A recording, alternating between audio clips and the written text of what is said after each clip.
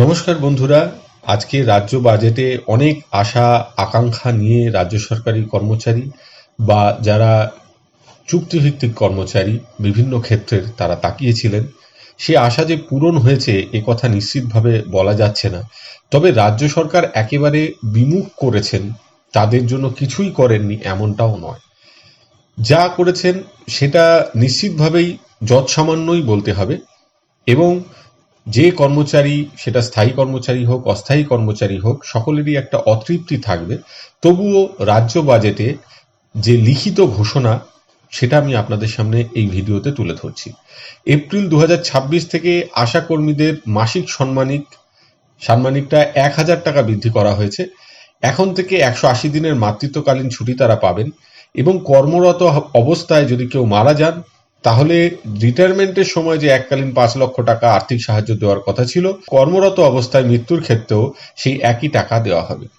একইভাবে আইসিডিএস কর্মচারীদের ক্ষেত্রেও কিন্তু এই মাসিক সম্মানী এপ্রিল 2026 থেকে 1000 টাকা করে বৃদ্ধি করা হয়েছে এবং কর্মরত অবস্থায় তাদের মৃত্যু হলে 5 লক্ষ টাকা আর্থিক সাহায্য দেওয়া হবে।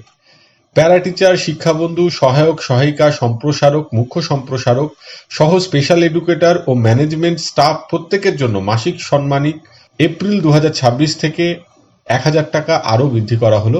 কর্মরত অবস্থায় মৃত্যু হলে সকল কর্মীদের নিকট পরিবারও এককালীন 5 লক্ষ টাকা আর্থিক সাহায্য পাবেন।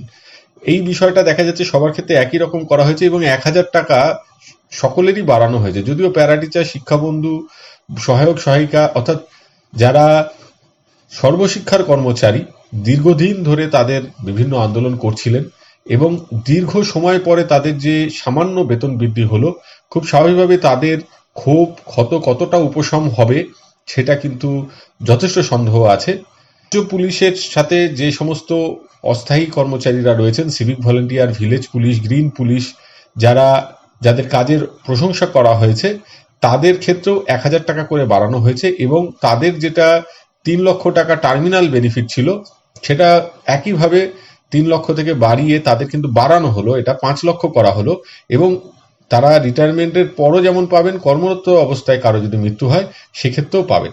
তো এই বিষয়গুলো উঠে এসছে। তাহলে দেখা যাচ্ছে যে সমস্ত অস্থায়ী কর্মচারীদের ক্ষেত্রেই, যারা চুক্তিভিত্তিক কর্মচারী কন্ট্রাকচুয়াল, তাদের ক্ষেত্রে কিন্তু দেখা যাচ্ছে যে একটা স্ল্যাব রয়ে গেল, যাদের আগেই ঘোষণা হয়েছিল তাদের স্ল্যাব ভিত্তিক থাকলো।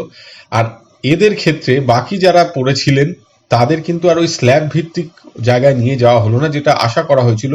অন্তত আশা করা হয়েছিল 1010 টাকা করে বাড়বে প্যারা টিচার সহ সর্বশিক্ষা যে কর্মচারীরা, সেখানে মাত্র 1000 টাকা বেড়েছে। পাশাপাশি সরকারি কর্মচারীদের জন্য নিশ্চিতভাবে 3টে ঘোষণা রয়েছে, গুরুত্বপূর্ণ ঘোষণা।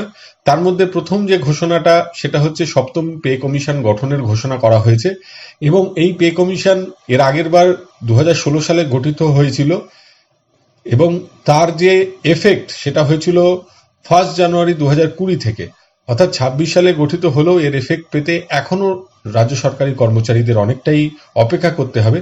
পেনশন প্রাপকদের ক্ষেত্রে যে হেলথ স্কিম রয়েছে সেক্ষেত্রে বর্তমানে 2 লক্ষ টাকার যে ক্যাশলেস সুবিধা আছে সেটা বাড়ানো হচ্ছে। 2 লক্ষ টাকা যদি অতিক্রম করে যায়, যে প্যানেলের হাসপাতালগুলো রয়েছে সেই প্যানেলে পরবর্তী খরচের 75% পর্যন্ত ক্যাশলেস করা হবে। এইটা একটা বাড়তি অংশ যুক্ত হয়েছে। এটা কারো কারো ক্ষেত্রে হয়তো একটু সুবিধা দেবে নিশ্চিতভাবেই। 1 এপ্রিল 2026 থেকে 4% হারে এক কিস্তি মহার্ঘ ভাতা প্রদানের সিদ্ধান্ত নেওয়া হয়েছে। রাজ্য সরকারি কর্মচারীদের আপাতত বকেয়া ছিল 40%। 4% মহার্ঘ ভাতা দেওয়ার পরও তাদের কিন্তু 36% বকেয়া থেকে যাবে। পাশাপাশি সুপ্রিম কোর্টে আজকে রোপা 2009 যে জাজমেন্ট হয়েছে সেটা নিয়ে আমি পরবর্তী ভিডিওতে ঠিক কি জাজমেন্ট হয়েছে এবং তার কি বিশ্লেষণ সেটা আপনাদের সামনে তুলে ধরার চেষ্টা করব। গতকালই আমি ইঙ্গিত দিয়েছিলাম আমার ভিডিওতে যে রাজ্য সরকারি কর্মচারীদের জন্য 5ই ফেব্রুয়ারি আজকে অত্যন্ত গুরুত্বপূর্ণ দিন, জোড়া সুখবর আসতে পারে। সেই খবরটাও বেশ কিছুটা মিলে গেছে। সুপ্রিম কোর্টের রায়ের ব্যাপারটা তো পুরোটাই মিলেছে। আর এখানে 4% ডিএ, এটা মোটামুটি বাজারে চলছিল 4 থেকে 6% হতে পারে ডিএ, তার বেশি কোথাও কেউ আলোচনায় আনেননি। যদিও প্রাপ্য, কিন্তু তার থেকে সর্বনিম্ন 4%টাই হয়েছে। এটা সুপ্রিম কোর্টের ওই রায়েরও এফেক্ট কিনা সেটা জানি না। তো যাই হোক, আপনাদের সামনে পুরো বিষয়টা তুলে ধরলাম। আজকে এই পর্যন্ত। সকলে ভালো থাকবেন, সুস্থ থাকবেন। ধন্যবাদ।